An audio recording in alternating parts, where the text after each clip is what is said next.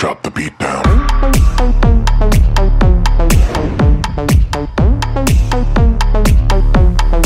Drop the beat down. Way down. Listen to the beat, yeah. I got what you need, yeah. Turning up the heat, yeah, yeah. Strap 'em in the seat, yeah. Put it on repeat, yeah. We a different breed, yeah, yeah. We know how to get it started. We know how, we know how. We before and after party. Think you're ready, hope you're ready. Nah, never. We got plenty, never slow down. We don't know how, never gonna stop. Yeah, we got that. Yeah, we got that. Yeah, we got that fire. Yeah, we got that.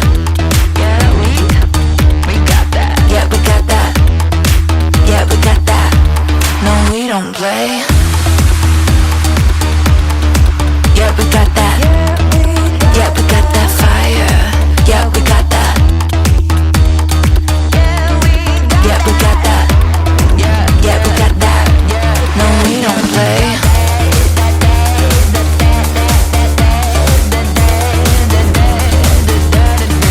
Yeah, we got that.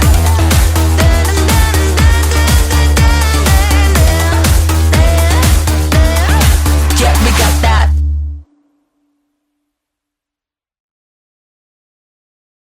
There's a story I once heard that somewhere, somehow, two people destined to be together are tied by an invisible string.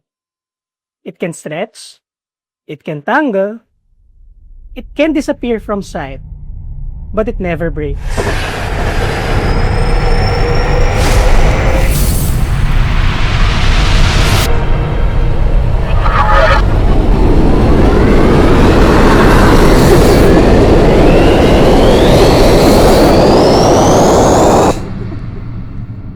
Looking back at us, I think the red string was always there.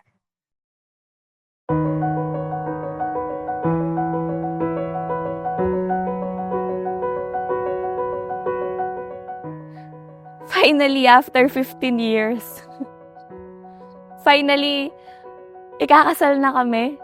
Hindi siya yung na-imagine ko. Mas maganda ang nangyari ngayon.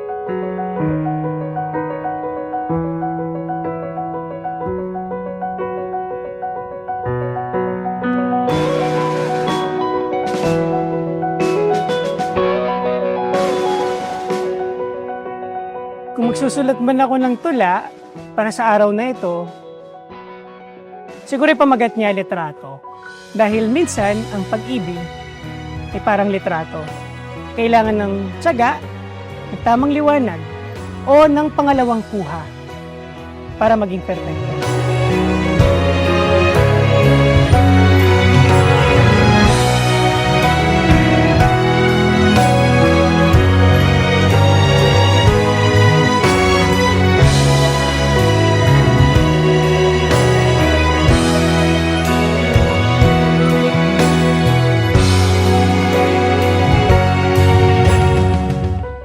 We met as teens, not knowing what we would become. Pareho tayong nangangarap ng magandang buhay para sa kani-kaniyang mga pamilya natin. Kaya sabi ko sa'yo, study first muna. You handed me my first glimpse into your world through photography, through your eyes, your passion, and through the love you carried from your father. Photographer and videographer siya. Nagre-record pa siya nun sa VHS lang. Papanoorin ko kung paano siya mag-record sa VHS. Tapos, growing up, magmula pa nung pagkapanganak ko, sa lahat yata ng galaw ko, meron akong picture. Kahit yung first step ko. Bata pa lang ako, nakita ko na kung paano yung photography and videography. Kung paano siya nagbibigay ng saya sa mga tao. And kung paano niya na-preserve yung memories na hanggang ngayon tinitingnan ko. Lalo na kapag wala na yung taong yun.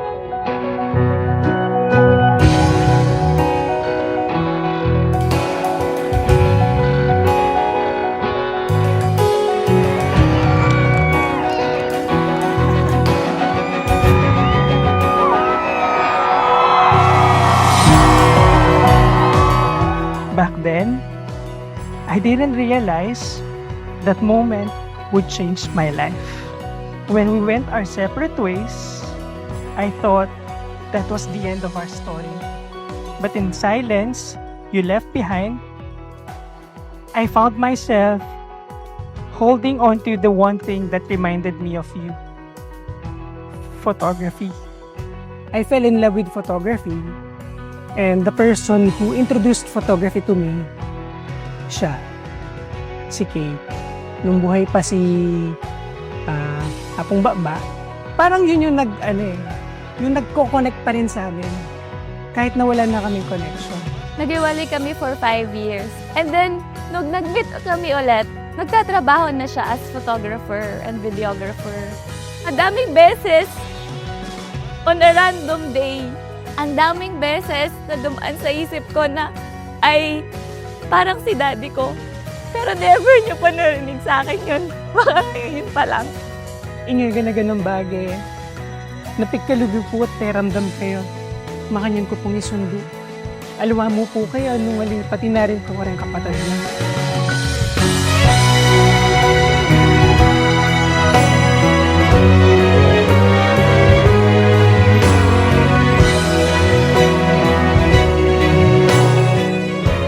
What started as a way to heal became my purpose. Frame by frame, moment by moment, I built a life out of something that once connected us. I didn't know it then, but every wedding I captured, every love story I witnessed, was quietly leading me back to you.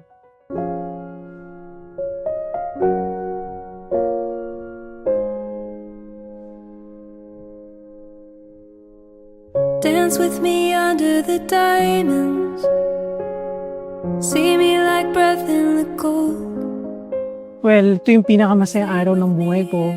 Dahil, syempre, pakakasalan ko na ang babaeng pinagkaloob sa akin ng Diyos. Lose you, but you can't predict the future, so just hold on like you will never let go.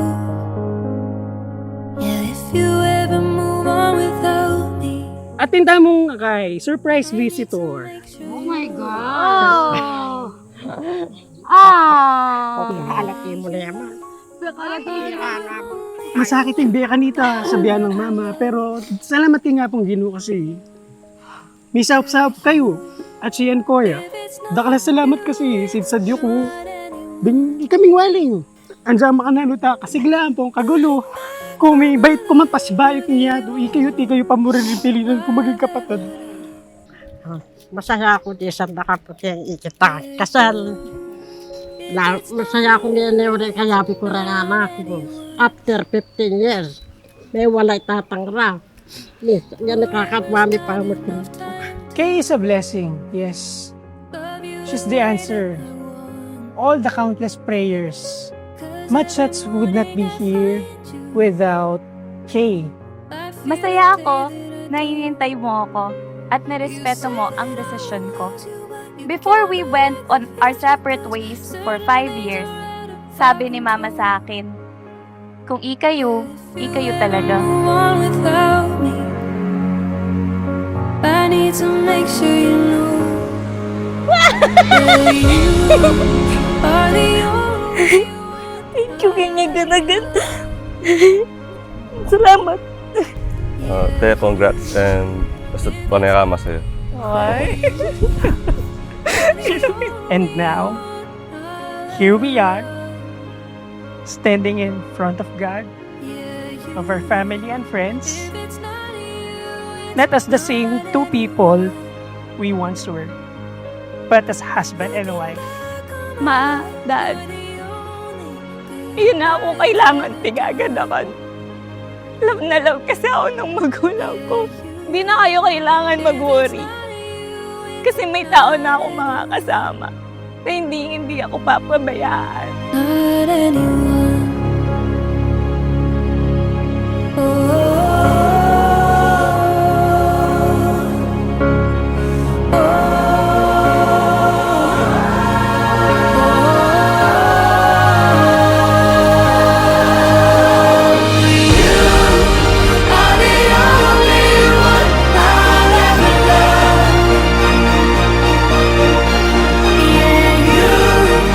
If it's not you, it's not anyone. Looking back on my life, you're the only good I've ever done. Yeah, you. If it's not you, it's not anyone. If there truly is a red string tying us together, then I know this. It led me home to you. And I will spend the rest of my life never letting go. Di pa rin ako makapaniwala. Nasawa na kita. I love you for all the beautiful things. And even more so when life gets hard.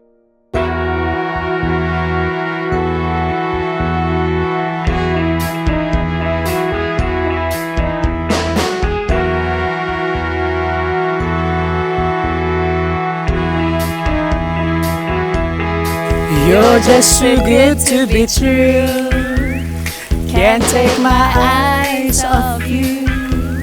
You'd be like heaven to touch.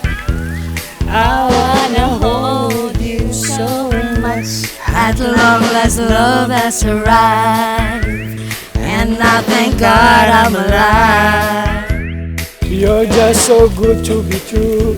Can't take my eyes off you. Pardon the way that I stare.